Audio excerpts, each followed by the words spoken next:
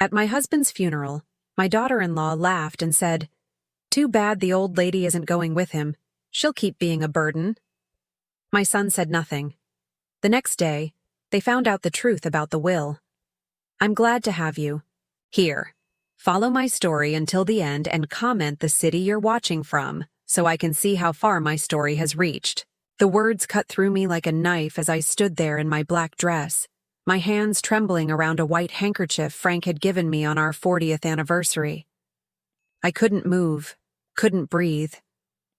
Astrid's voice wasn't even particularly quiet. She didn't care if I heard her. What crushed my soul was Lance's silence. My only son, the boy I had rocked to sleep through countless fevers, taught to ride a bike, and helped through college applications, just stood there. Not a word in my defense, just silence. The funeral home was filled with people paying their respects to Frank, my husband of 45 years. The polished oak casket was surrounded by arrangements of white lilies, Frank's favorite. He always said, they reminded him of our wedding day. Now their scent mingled with the suffocating smell of grief and artificial air freshener. I looked around at the blur of faces offering condolences. "I'm so sorry for your loss, Viola. Frank was a wonderful man. Let us know if you need anything." Empty words from people who would forget about me by tomorrow. The only person who truly cared about me was lying in that casket. Frank had been my protector, my confidant, my shield against the world's cruelties, especially those from our own family. He was the one who would squeeze my hand under the dinner table when Astrid made her subtle digs about my outdated clothes or how I was too old-fashioned to understand modern parenting. He was the one who stood up to Lance when our son began canceling our weekly dinners because Astrid had suddenly made other plans. "Mom, are you okay?" Lance approached me, Astrid trailing behind him with that plastic smile that never reached. Her eyes. She was beautiful in the conventional way. Blonde hair, perfectly styled even for a funeral. Designer black dress that probably cost more than our monthly mortgage payment. The perfect grieving daughter-in-law for appearances. "I am fine," I lied, wondering if he had heard what his wife had said. Of course he had. He just chose to ignore it, like he'd been ignoring the way she treated me for the past 7 years since they'd married. "You should sit down." "You look pale," Lance said, his hand barely touching my elbow. When had he become so uncomfortable? With touching his own mother? I said I'm fine. My voice came out sharper than intended.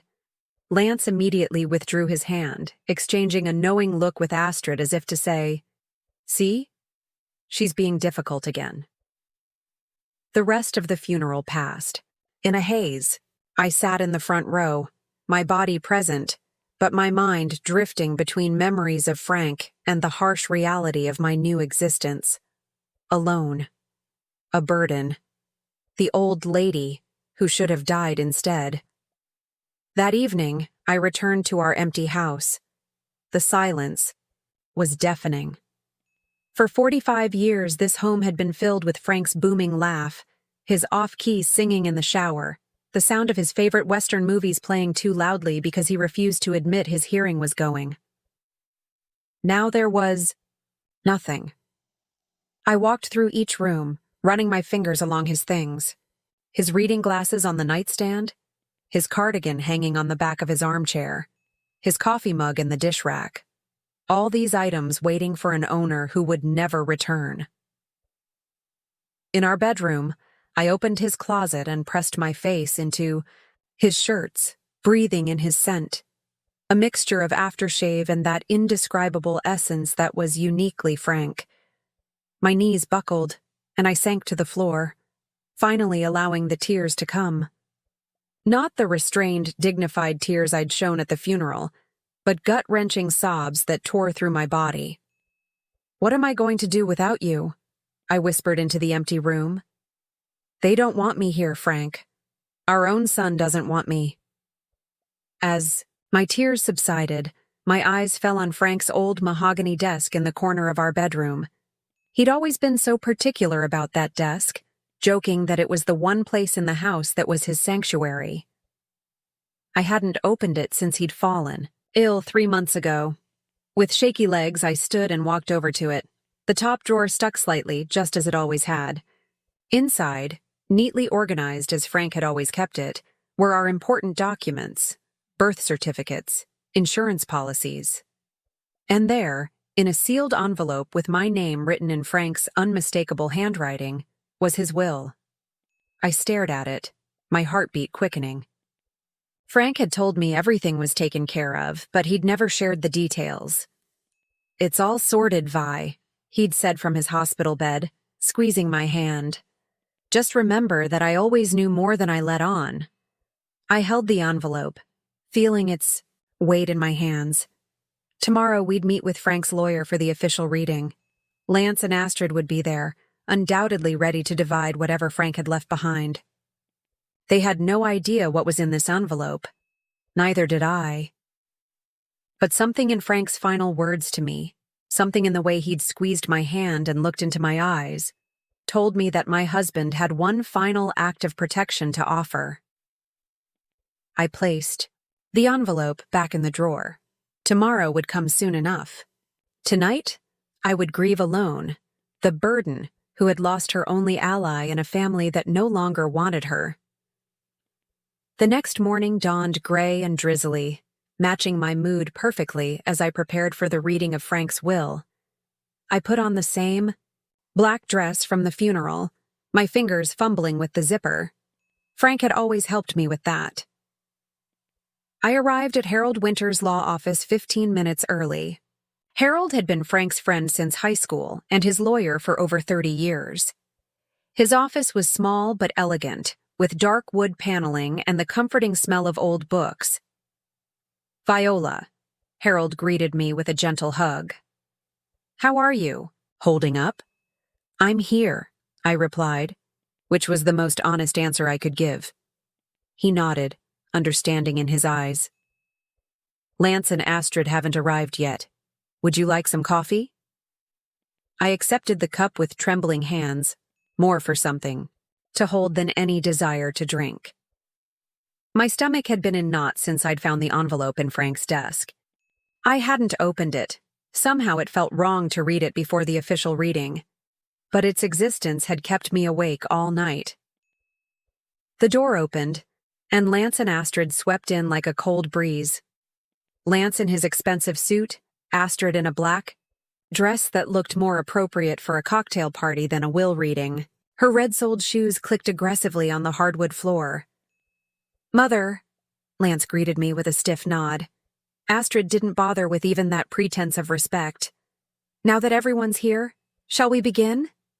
Harold gestured to the chairs arranged in front of his desk. I sat in the middle chair with Lance and Astrid to my right. The physical distance between us felt symbolic of the emotional chasm that had grown over the years. Harold cleared his throat and opened a folder. "This is the last will and testament of Franklin James Spencer, revised and signed 6 months ago." 6 months ago. Right after Lance and Astrid had convinced Frank to put his name on a loan for them to renovate their already extravagant house. Frank had agreed, but I remembered how troubled he'd looked afterward. "I'll start with the basics," Harold continued. "To my beloved wife, Viola Marie Spencer, I leave our family home at 1842 Maple Street, free and clear of any mortgage or encumbrance." Astrid shifted in her seat, her perfectly manicured nails tapping impatiently on her designer handbag. "Additionally, to Viola, I leave full ownership of Spencer's hardware and supply, including all assets, inventory, and the commercial property at 156 Main Street." The tapping of Astrid's nails stopped abruptly. Lance's head snapped up, his eyes wide with disbelief. "Harold," continued, his voice steady. "To my son, Lance Franklin Spencer, I leave my collection of vintage fishing gear and the sum of $10,000. The silence in the room was absolute. Even the rain outside seemed to pause. "That's it?" Lance's voice cracked. "The fishing gear? After everything?" Harold held up a hand. "There's more. Frank left a letter to be read aloud. He pulled out an envelope identical to the one I'd found in Frank's desk. My heart raced as Harold began to read. To my family, if you're hearing this, then I've moved on to wherever good hardware store owners go when they're done fixing things. In this world. Harold's voice softened, capturing Frank's gentle humor. I've made choices in this will that may surprise some of you, but they shouldn't. Viola has been my partner in everything for 45 years. The store was never just mine. It was ours. She kept the books, ordered inventory, and knew every customer by name even when I forgot. I felt tears welling up. Frank had never said these things to me directly. He wasn't one for flowery words or grand declarations. Lance and Astrid, I know. You'll be disappointed. You've been expecting to inherit the store and sell it to that developer who's been sniffing around. I know about the plans you've discussed, the debts you've accumulated, and the way you've treated your mother when you thought I wasn't looking or listening. Lance's face had turned ashen. Astrid's carefully composed expression cracked, her eyes flashing with fury. Viola deserves to be treated with respect and dignity. She is not a burden to be tolerated but the heart of this family. My hope is that this will forces you both to recognize that fact. Harold folded the letter and looked up. The silence stretched for one heartbeat, then two. Before Astrid exploded, "This is ridiculous." She stood up, her voice shrill. "That business is worth over $1 million. He promised Lance would take it over." Harold remained calm. "No such promise appears in any legal document, Astrid." "He must have been manipulated," Lance said, looking at me with accusing eyes. "Dad would never have cut me out like this. Mom must have influenced him when he was sick." The unfairness of his accusations struck me like a physical blow. I had spent the last 3 months of Frank's life being gradually excluded from his hospital room, with Astrid insisting that too many visitors would tire him out. I'd sat in waiting rooms while they had private conversations with my husband. "Your father was of sound mind when he signed this will," Harold stated firmly. "And I can personally attest that Viola had no undue influence. This was Frank's decision, made with clear understanding of his assets and his wishes." Astrid turned to me, her beautiful face contorted with rage. "You conniving old woman! You turned him against us." "Astrid," Lance cautioned, though whether he was concerned about her behavior or just the impression it would make on Harold was unclear. I sat perfectly still, my hands folded in my lap, Frank's letter echoing in my mind. He had known.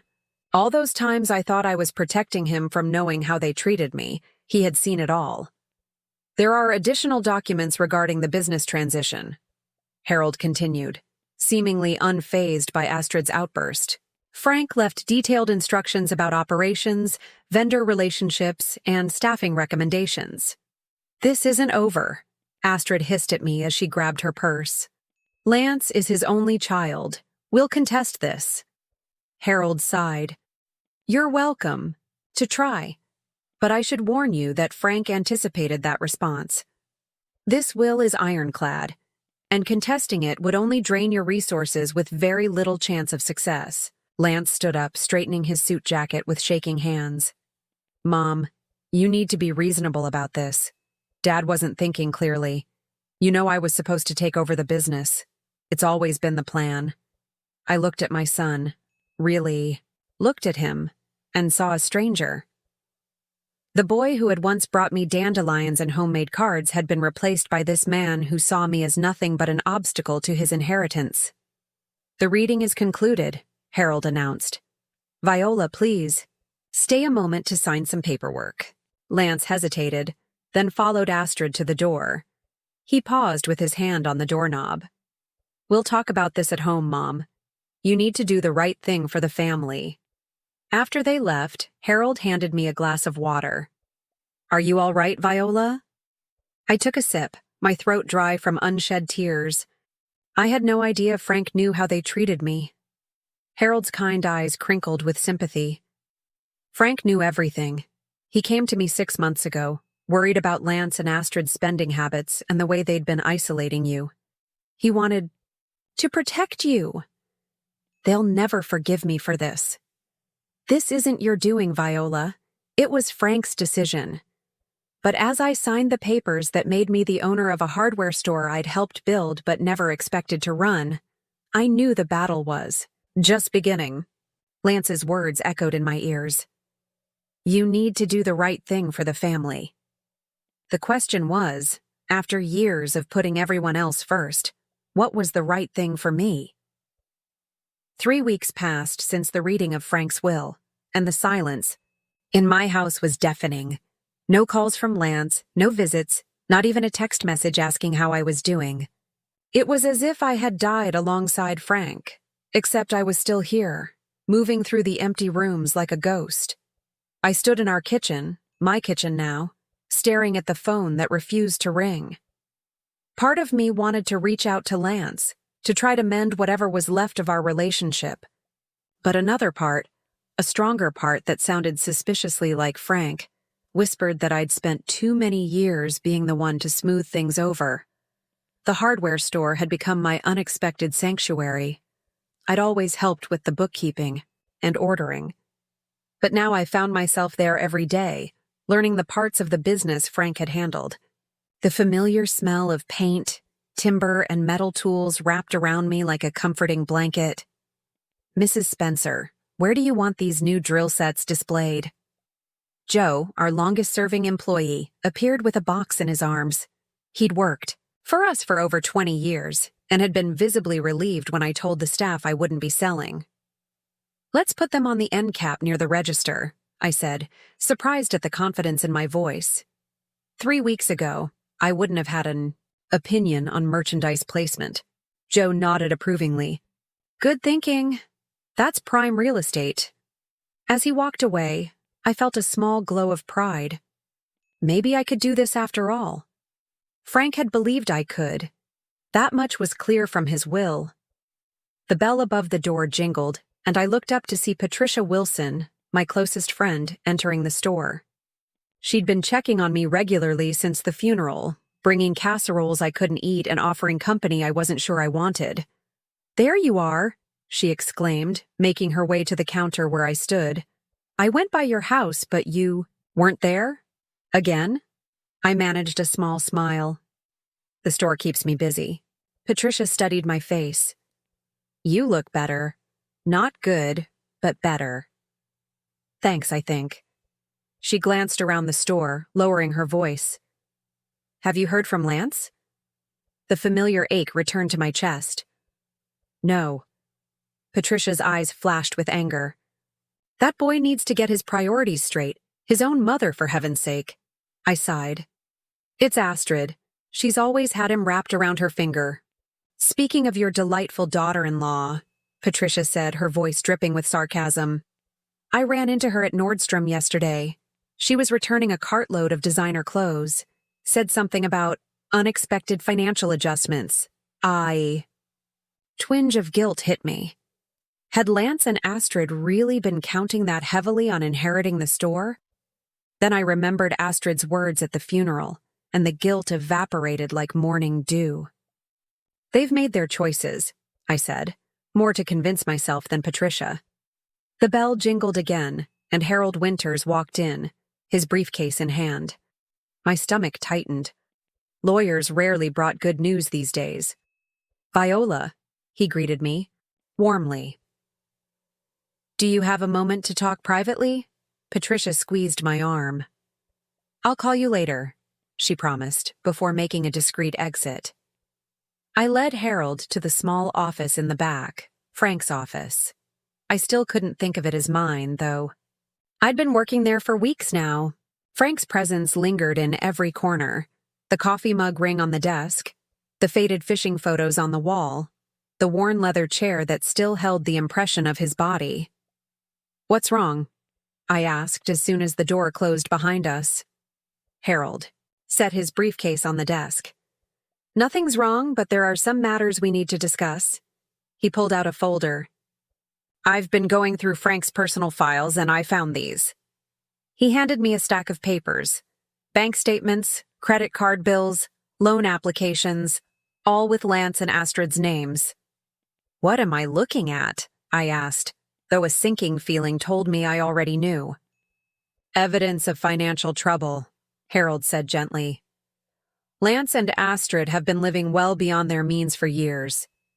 That home renovation loan Frank co-signed, it wasn't their first.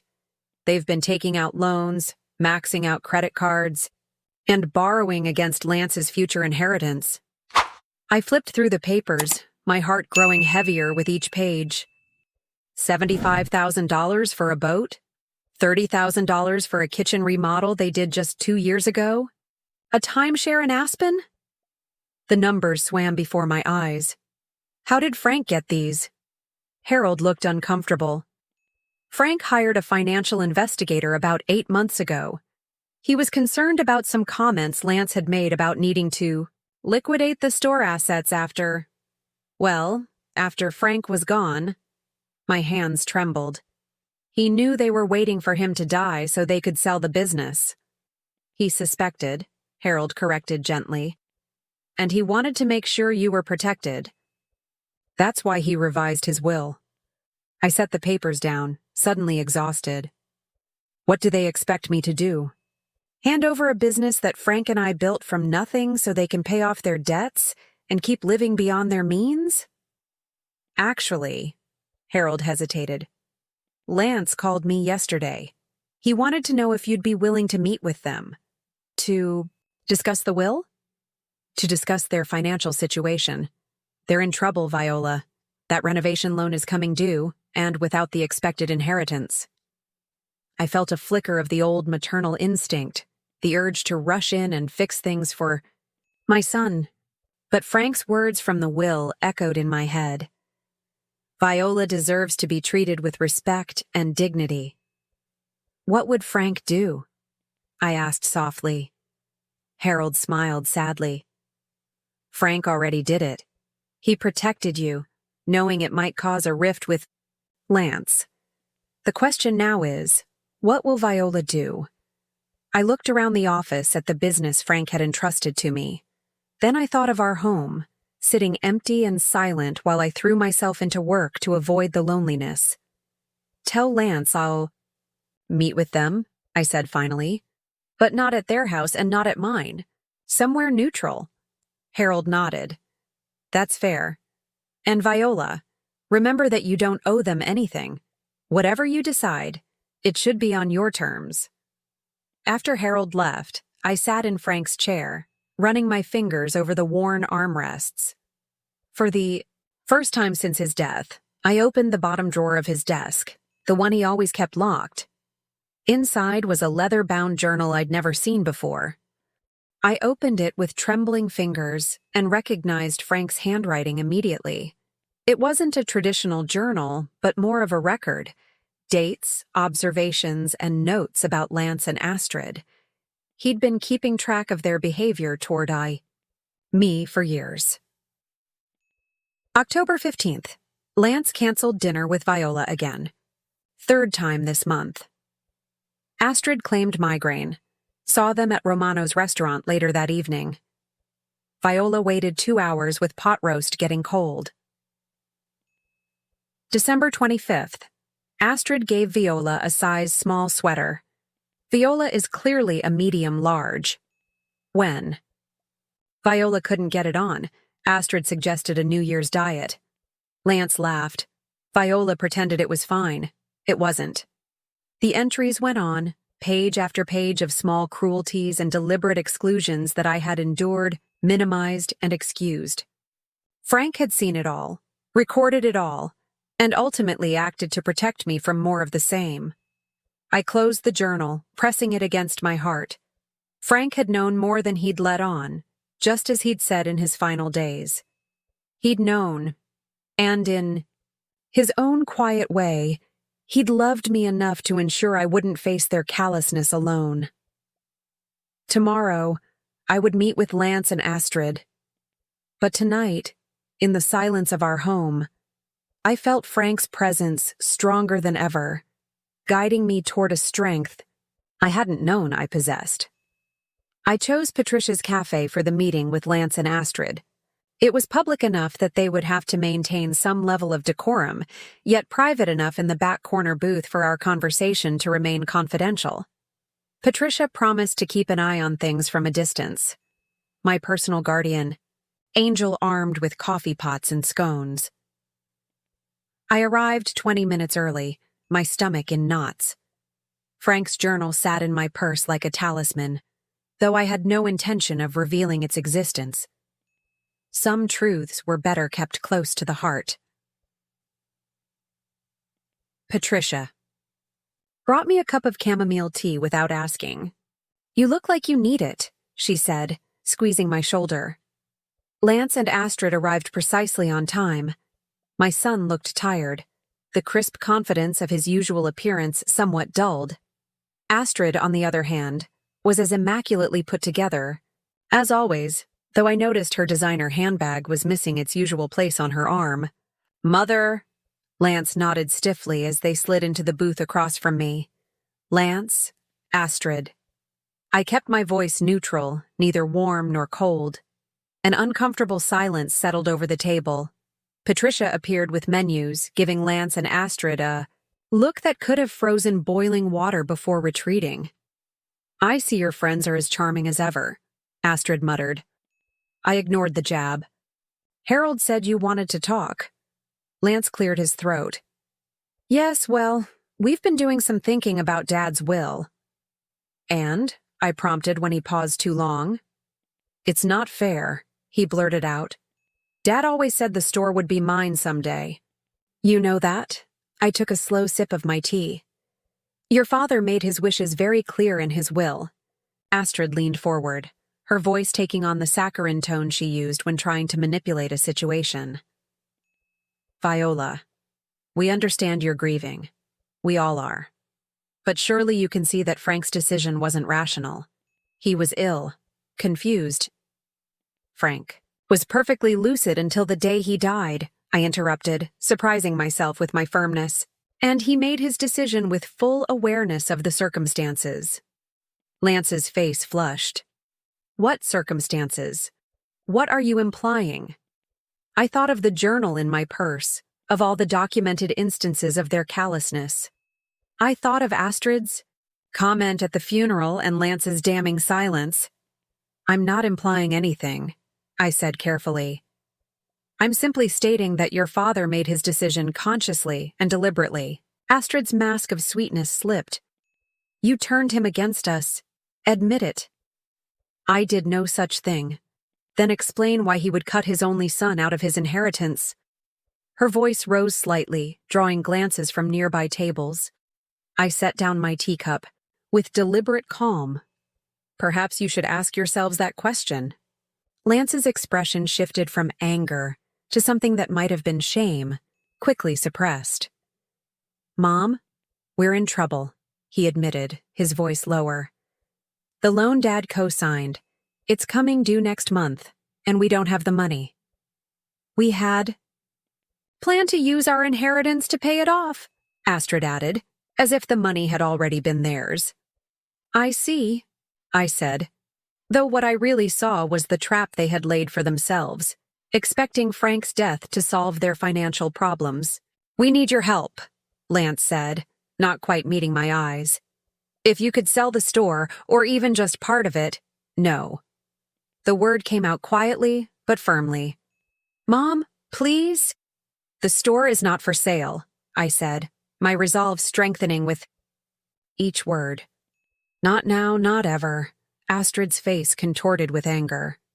"You selfish old—" "Careful," I warned, surprising myself again with my steady voice. "Think very carefully about what you say next, Astrid." She pressed her lips together, visibly restraining herself. "If you won't sell," Lance tried again, "could you at least take out a loan against the business? Help us get back on our feet?" Studied my son's face, searching for the boy I had raised. The boy who had once made me a Mother's Day card with buttons and yarn, who had cried when he thought he'd disappointed me with a poor grade. Where had that child gone? "No," I said again, but gentler this time. "I won't enable this behavior any longer." "Behavior?" Lance's eyebrows shot up. What behavior? The irresponsible spending. The expectation that someone else will always bail you out. I looked directly at Astrid as I continued. The disrespect toward me that has become the norm in this family. Astrid scoffed. Disrespect? We've included you in everything. I nearly laughed at the blatant lie. Have you? When was the last time you invited me to dinner without Frank insisting? When was the last time you called just to check on me, not to ask for something? Lance shifted uncomfortably. Mom, that's not fair. Isn't it? I reached into my purse and pulled out a small photo album I'd brought. I found this while cleaning last week. I opened it to a page showing Lance at his college graduation, his arm around me, both of us beaming with pride. Do you remember what you said to me that day? Lance stared at the photo, his expression softening slightly. I said I couldn't have done it without you. Yes. You said I was your rock, that you hoped you'd made me proud. I turned the page to a family photo taken at Christmas 5 years ago before Astrid. We were close once. What happened, Lance? He glanced at Astrid, then back at me. Nothing happened. Life just changed. Life didn't change, I corrected gently. Priorities changed. People changed. Astrid rolled her eyes. This is pointless. Are you going to help us or not? I closed the album and placed it back in my purse. I am willing to help, but not in the way you're asking. Lance looked up, hope flickering in his eyes. What do you mean? I'll offer you a job at the store, I said. Both of you, if you want. Decent salary, regular hours. You can learn the business from the ground up, the way your father did. The way I did. The hope in Lance's eyes died. You want us to work for you? As employees? As family, I corrected. Working together to preserve what your father built. Astrid let out a harsh laugh. You can't be serious. Lance has an MBA. I have a degree in interior design. We're not going to work in some dusty hardware store.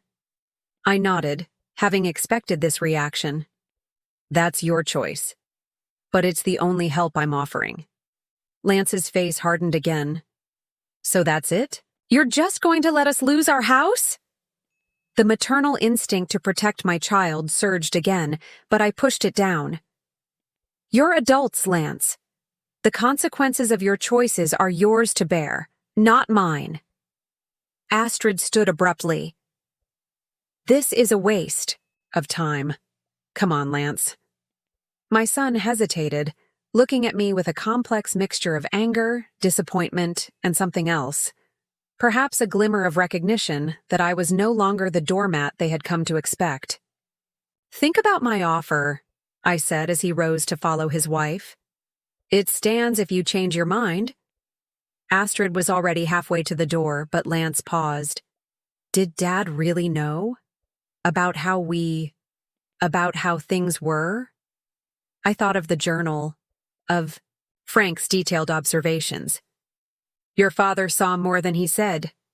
Lance nodded slowly, a flash of shame crossing his face before he turned to leave. Patricia appeared at my side the moment they were gone.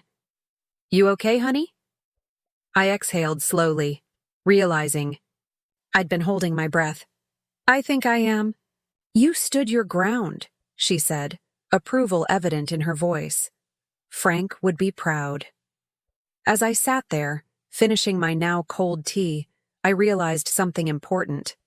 For years, I had measured my worth by my ability to keep the peace, to sacrifice my needs for others, to be the perfect supportive wife and mother. But perhaps true strength wasn't in sacrifice but in boundaries, in knowing when to say enough. On the table, my phone buzzed with a text message.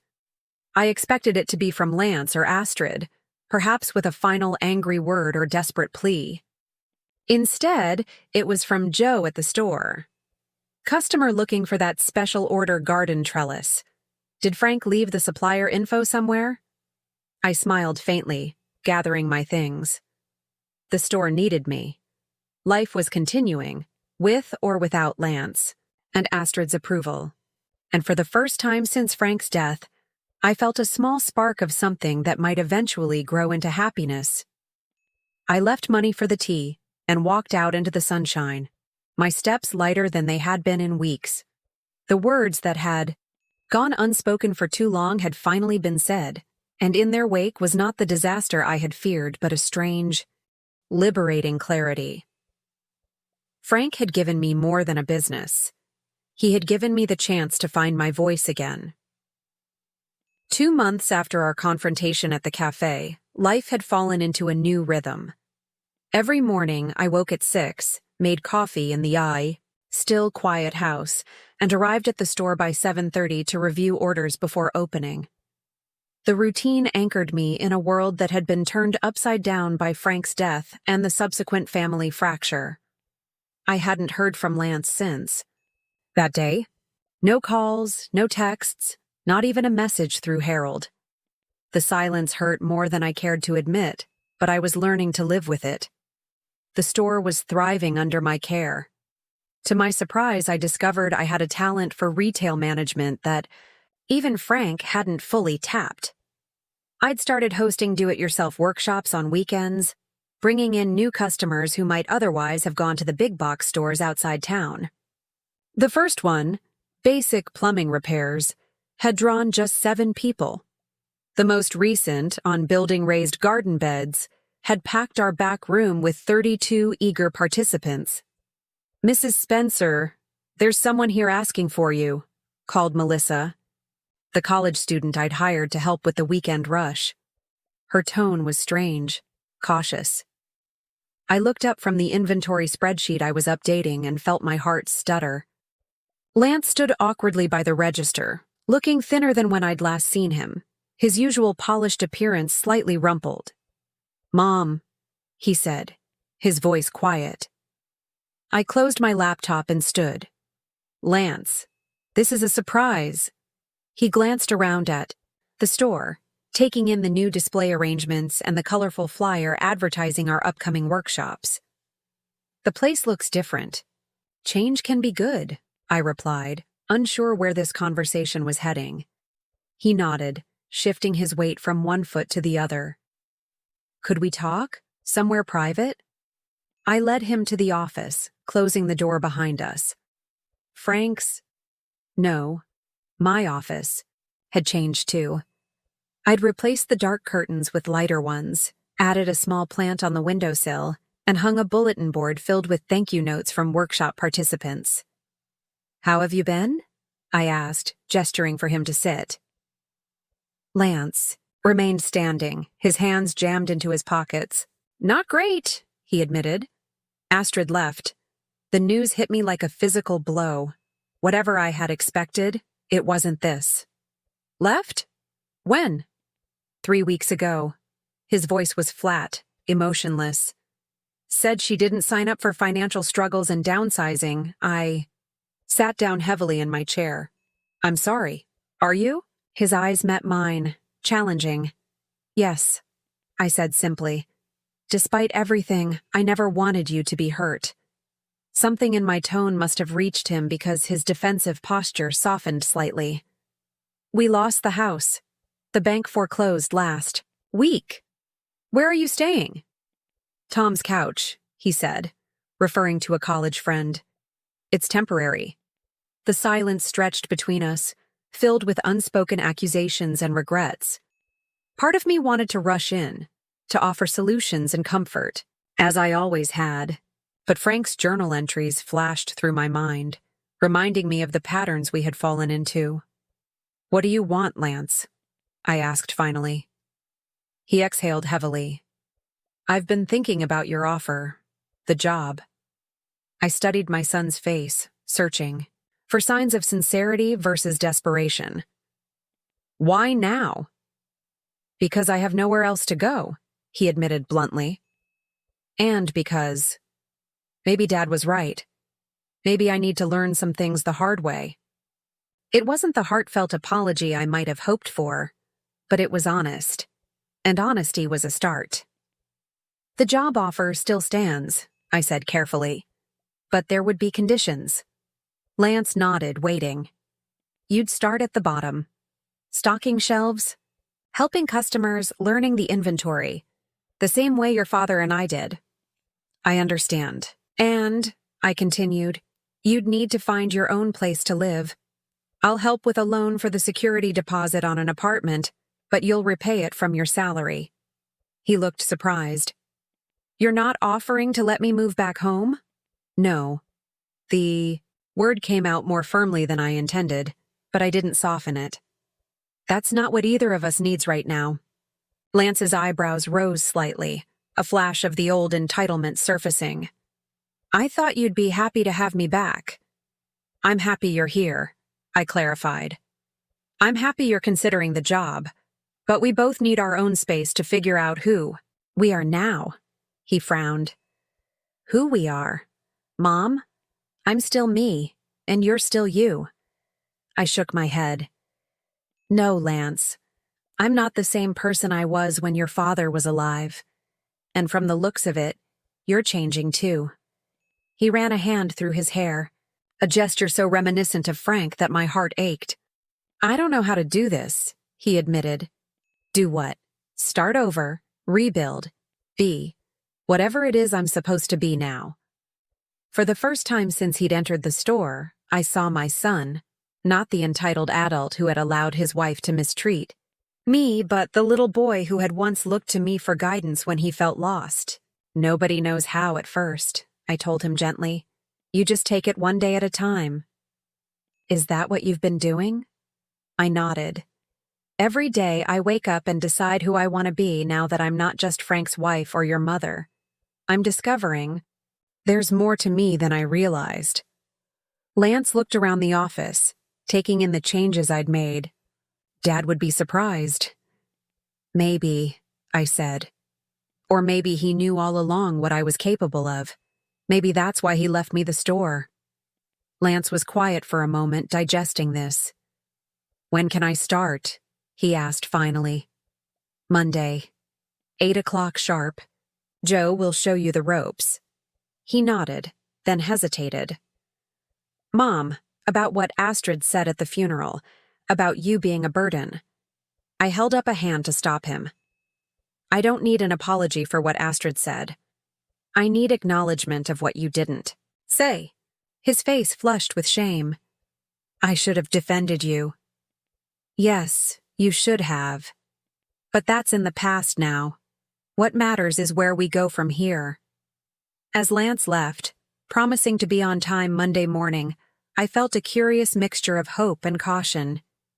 This wasn't a fairy tale reconciliation with tears and hugs and promises that everything would be perfect. It was tentative, fragile, conditional, but it was a beginning. That evening, as I closed up the store, Patricia stopped by with dinner, a container of homemade soup and fresh bread. How are you holding up? She asked, helping me turn off the display lights. Lance came by today, I told her. He's taking the job. Patricia's eyebrows shot up. Well, I'll be. And what about the queen bee? Astrid left him. They lost the house. She let out a low whistle. Can't say I'm surprised. That woman was never going to stick around when the money ran out. She studied my face. How do you feel about it? I considered the question carefully. Cautiously optimistic. He's humbled. But he's not broken. And neither am I. Patricia smiled, linking her arm through mine as we walked out together. No, Viola Spencer. You certainly are not broken. In fact, I'd say you're stronger than you've ever been. As we stepped outside into the cool evening air, I realized she was right. The invisible woman, the one who had been so easy for Lance, and Astrid to dismiss, to talk over, to treat as a burden, was gone. In her place stood someone new, a business owner, a mentor, a woman coming into her own power after decades of living in someone else's shadow. And if Lance was truly willing to see this new version of his mother, perhaps there was hope for us yet. A year had passed since Frank's funeral. The seasons had cycled through their changes, summer heat giving way to autumn's crisp embrace, winter's cold stillness melting into spring's renewal. And I had changed too, in ways both subtle and profound. The anniversary of Frank's death fell on a Sunday.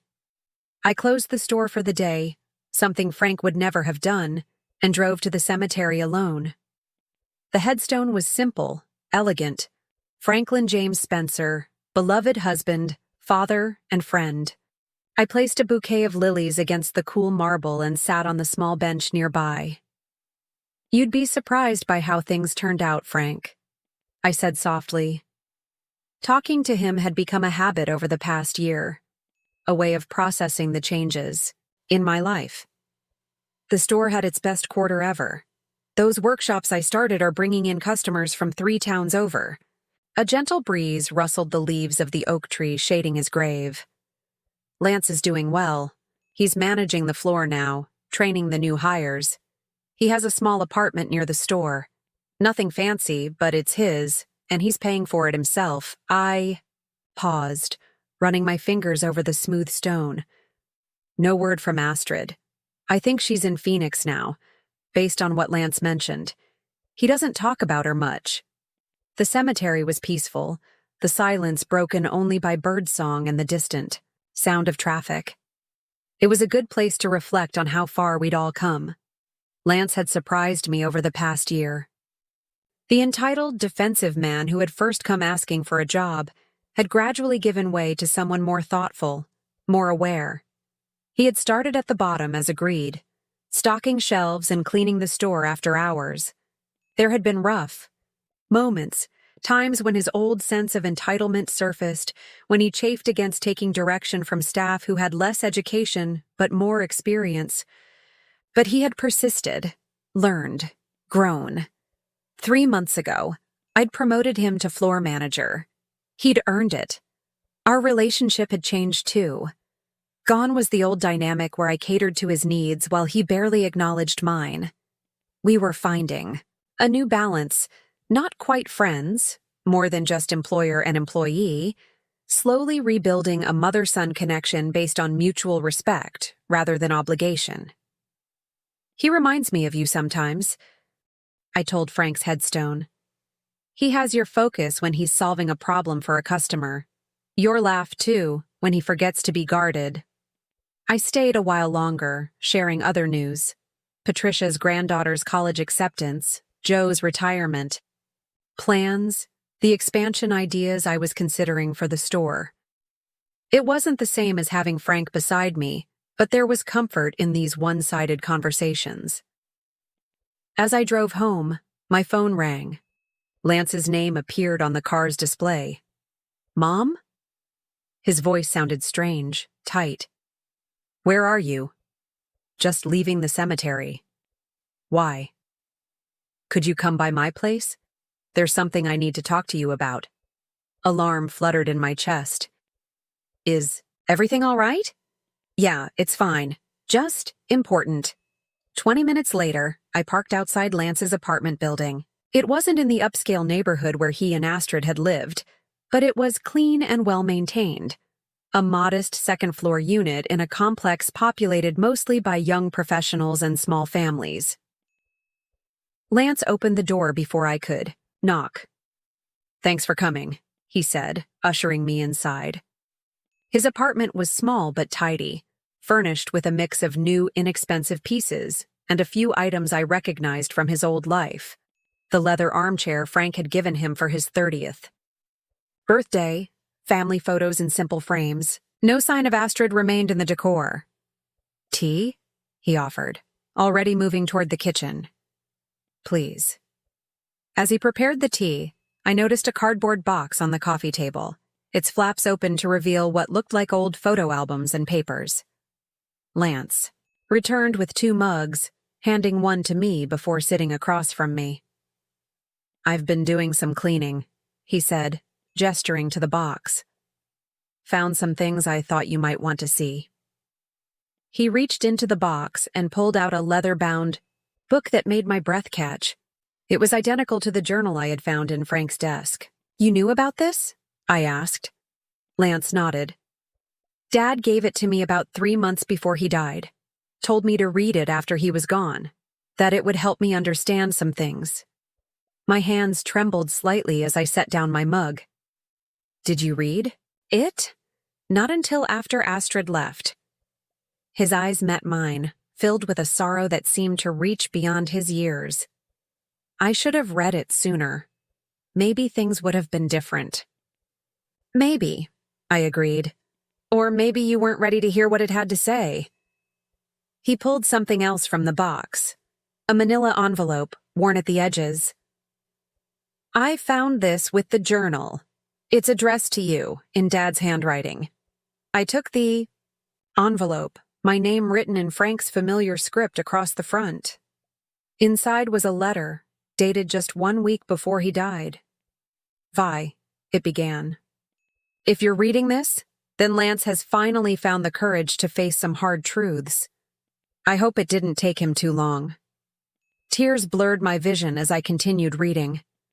I've known for years how they treated you when they thought I wasn't looking. At first, I confronted Lance privately, man to man. He made promises to do better, to stand up to Astrid. But he was weak where she was concerned, and nothing changed. I considered confronting them both directly, making a grand stand. In your defense. But you know me, I've never been one for dramatic gestures. And I worried that forcing the issue might drive Lance further away, might make things even harder for you. So I made a different plan. I changed my will, yes.